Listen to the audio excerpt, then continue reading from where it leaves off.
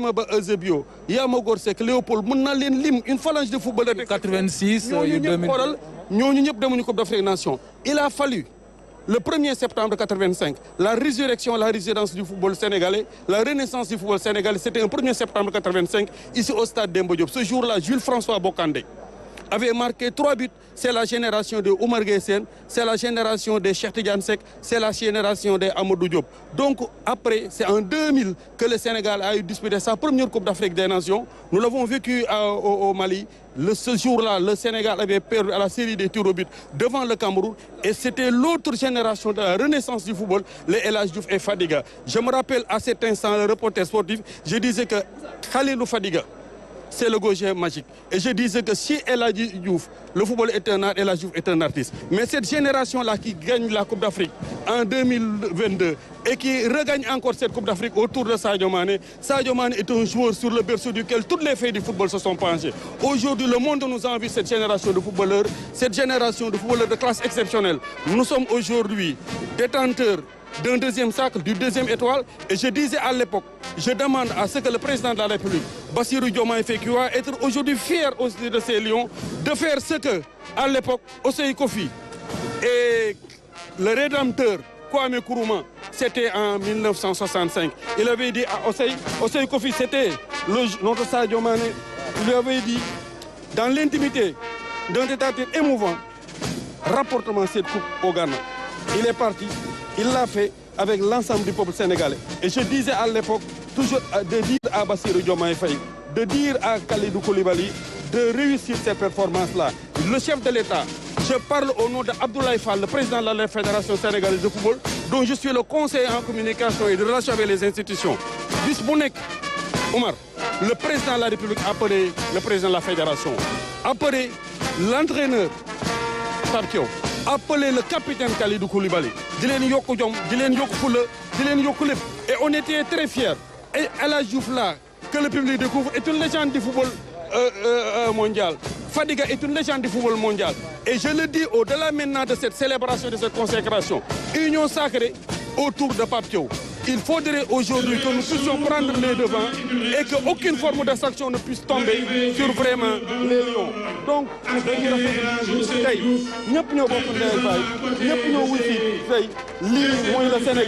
le Sénégal aujourd'hui va vivre une ère de réconciliation. Et c'est par le sport que nous pouvons régler toutes nos divergences. Parce que le ballon, gomme toutes les formes de différence. Je suis fier d'être sénégalais. Merci, vous êtes fiers d'être sénégalais. Nous sommes fiers d'être sénégalais. C'est un grand peuple, une grande nation. C'est un pays qui a une histoire, c'est pas n'importe quel pays. Et aujourd'hui, Union sacrée autour des Lions, Tchakaou Tchakanam, c'est un sacre extrêmement bien mérité. Et c'est le reporter sportif qui est revenu retrouver ses anciennes amours. Nous sommes fiers d'être des Sénégalais. Absolument. Merci beaucoup, merci grand beaucoup. frère Abdoulaye Fofana Seck. Nekk koo xamante ni ku xam football la Aboubacry ah. Effectivement. Et puis daf ko vivre ah. Donc li mu fi wax ci histoire football am na solo. Surtout football bu Sénégal. Am gan itam koo xam ni moom ci wàllu Kumba Gawlo ci wàllu caada ak cosaan lay installez-vous avec une icône donc maa ngi lay gis sànq ci image yi ah. icône de la musique sénégalaise Kumba Gawlo Seck moom la ñu am moom itam mu ñëw fekkee si xew bi nga xam ni moom la Sénégal organisé ngir sargal gaynde yi naka nga koy dundee Kumba.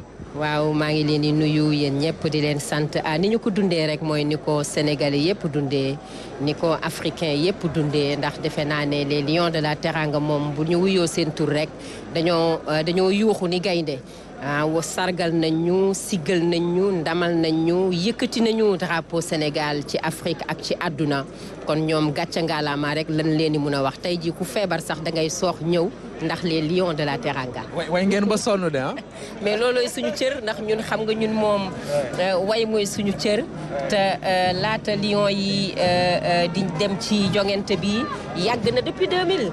voilà depuis 2000 ñuy way gaynde yi kon tey bu gaynde yi defee lii amaat ñaareelu étoile loolu defe naa ne ndamu Sénégal la te ñun waykat yi dañuy gën a siggi gën a kontaan te buñ ñu waxee ñu wéy di way ba fajar sax dañ koy def ndax tey boo génnee ci dëkk bi génn ci mbedd mi gis xale yi ndeysaan ni ñu dawee nga gis ñu jóge ba Kër Massar daw ñëw ba fii ci palais de la République ak ci corniche bi loolu mooy wane ni Sénégal vraiment réew mu neex la réewu teranga la réewu jàmm la te lii la ñu soxla ci Sénégal. Ce sont de grands moments de joie, de communion, de fête, de partage et de solidarité.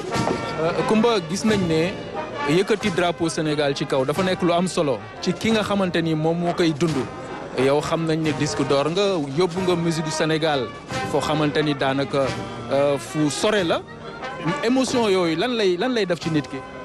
waaw émotion yooyu dafa nekk des émotions indescriptibles maanaam ay émotion la yoo xamante ni nii kenn mënu koo décrire ndax dafay weesu dafay jéggi dayoo ndax léeg-léeg nga jooy léeg-léeg nga ree léeg-léeg sa xol tooy léeg-léeg sa xol neex vraiment ay moment yu fort la ci culture moment yu fort la ci doomu aadama moment yu rëy la ci aw askan ak ab peuple moment la yoo xam ne nañuy ñaan toujours di ko dund ndax tey xam nga boo dee xool Sénégal mi ngi fépp ci àdduna ndax tey ñëpp ñu ngi seetaan RTS mais ñu ngi seetaan les médias internationaux un peu partout grâce au sport te lii mooy li nga xamante ni nii sport loolu mooy wane dooleem culture loolu mooy wane dooleem ak aada ak cosaan defe naa ni lii ñu dajale fii tey ñun ñëpp dajale àdduna ba Sénégal ñëpp tey seen drapeau bi gën a kawe ci kaw defe naa ni sport rek moo am doole bi ak musique ak culture kon vraiment ñu ngi naan suñu gaynde yi gàcce ngalama gàcce ngalama gàcce ngalama te yal na Sénégal wéy di am bés yu mel nii ndax bés yu mel nii nekk na yoo xam ne dina neex lool ci suñu xol. Amin merci beaucoup Kumba. merci nag di wéy vraiment di ci jaar di féliciter le chef de l'État son excellence le président de la République Bassirou Diomaye Faye le premier ministre Ousmane Sonko et tous les membres du gouvernement di féliciter aussi madame le ministre du sport ndax lii ndamu jigéen ñi la aussi. Voilà, c'est la première femme bi nga xamante ni nii mi ngi ci magistère am lii am kon lii ndamu jigéen la aussi te ñun jigéen ñi dañ ci am fierté di wax waa Sénégal nañu continuer di wéy di def communion di dundu di àndandoo di bëggante ndax loolu mooy li nga xam ni mooy dooleel Sénégal jërëjëf RTS ci liggéey bu rafet bi tamit. Merci beaucoup Kumba, ça a été un plaisir de vous accueillir sur ce plateau pour donc nga joxe say impressions jërëjëf. merci kontaan nañ trop yow tamit ku yëkkati raaya Sénégal nga ndax maa ngi koy wax léegi yóbbu nga musique Sénégal foo xamante ni foo am solo la jërëjëf Kumba. Aboubacry donc il faut juste rappeler que merci. Actuellement Aboubacry il faut juste rappeler que actuellement Lions yi ñu ngi ci biir palais de la République. xam nga nag dañu def chemin bu am solo boo xamante ni dafa gudd depuis suba ba léegi ñu ngi ci yoon bi donc certainement ils sont en train de se rafraîchir un peu en attendant d'arriver ici à la tribune pour donc nous permettre de commencer et cette cérémonie. Nous sommes avec Khoureychi Thiam, l'administrateur du FAISE. Khoureychi yow sportif nga basketteur nga effectivement tey yow tamit certainement am nga ay émotions yu am solo yoo xamante ni di nga ko sentir en tant que sportif d'abord. Effectivement.